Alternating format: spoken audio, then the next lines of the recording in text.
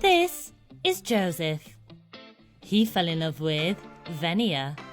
Joseph has a rare condition whereby he was born without a jaw or a chin, which left Venia originally having doubts. When we were friends, people always questioned our friendship and if we were more than friends, and I will always tell them, no, we're just friends, because I was embarrassed. The couple are now happily married. I didn't see his face anymore. I just saw his spirit, his personality. But not everyone believes that this marriage is real. She can't kiss him, or she must be cheating on him. We are faking marriage for attention.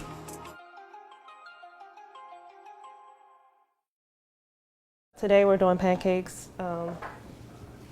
And pancakes will make you fat, so try not to do too many. So once they're finished, then I'll blend it up. I'm gonna make me some eggs. She makes my pancakes really good. Hey, my name Joseph. This is my wonderful Empress Venia, and I was born without a jaw. Me and my husband Joe, we've been together for 2 years. When I first met Joe at work, I seen him walk into the building, and it was early in the morning. And when I saw Joseph, I was thinking to myself, am I really seeing this? Because like I said, it was early, and I'm like, am I really seeing what I'm seeing? And I didn't want to talk to him because I felt like I was curious, but I didn't want to be rude and ask him what happened, because I was just having all these assumptions of what happened to him. And so finally one day, he mentioned it with somebody else, and then that's when I found out he was born without a jaw. I was born with the condition of autofacial. That is when the person is born without a jaw or a chin. With that condition comes things like my hearing lost and the ability to can't smell as good as normal people would smell. Growing up like I am, it was a hit and miss, because I don't expect everyone to accept me, but I got all kinds of responses. Responses such as people running from me because they are scared, or they would scream or cry. But on the flip side, I do have people who love me and they do not see this condition. I realized I had feeling for her on the second day I seen her after me helping her out.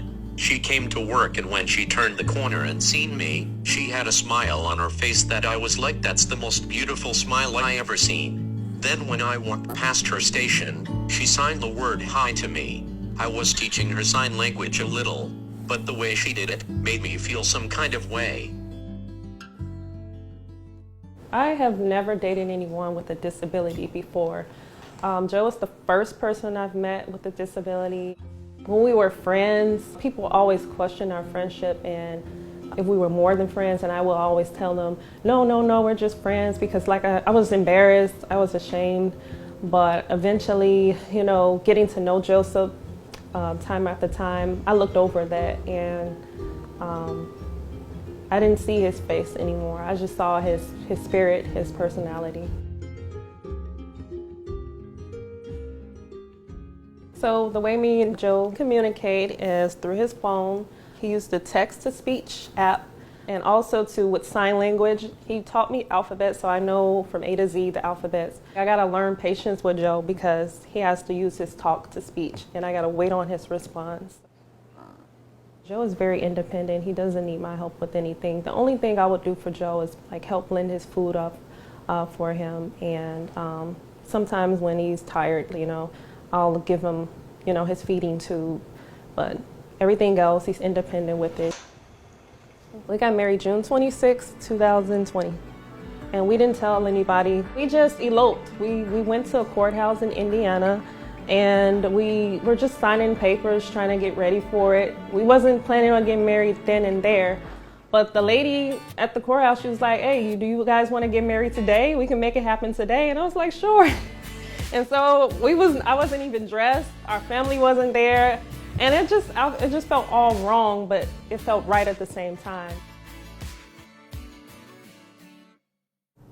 The assumptions that people make are kind of nerve-wracking, but we get things like, she can't kiss him, or she must be cheating on him. Other things consist of personal matters such as sex, and we are faking marriage for attention. It's a lot, which my wife will probably mention too. So when me and Joe go out together, it's basically just stares. People pull out their phones sometimes. recording or taking pictures. But they never say anything. That's the thing about it. I never hear anybody saying any rude comments, just staring. But I see it as clear as day. I get that a lot.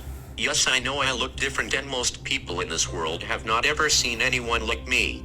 But rather than to act out of pocket or ignorant, just ask me what happened. Or even ask my wife.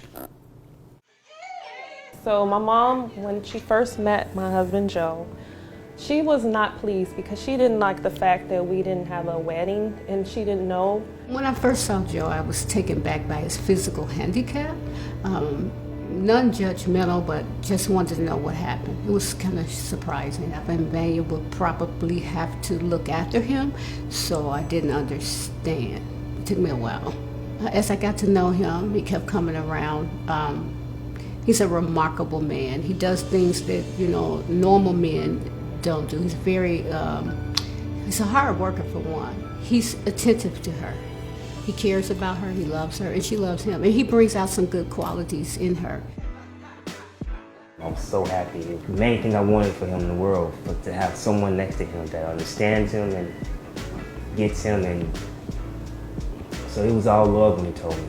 I'm so excited. I'm still a little brother, but till this day, Joseph is still helping me with life, with everything, and I'm learning every day, every day. What I learned about love, that love has no face, it has no eyes, it has just the power of God behind it. If love is really there, you will adapt to whomever you are with, and it won't be a fight to accept them for who they are. That's what I learned about love when I am with Vania. Well, what I want people to know about being in a relationship with someone who has a disability is that you have to be patient with them and give them some time and look at their heart. Like, don't look at their physical appearance, whatever the disability may be. Don't take it as, this is gonna drain me or this is gonna make me tired. Just look at it as you're helping someone, and when you help someone become better in life, then it transfers over to yourself. I want people to understand whether they are disabled or not. Stop looking at the physical, because you just may be missing your blessings.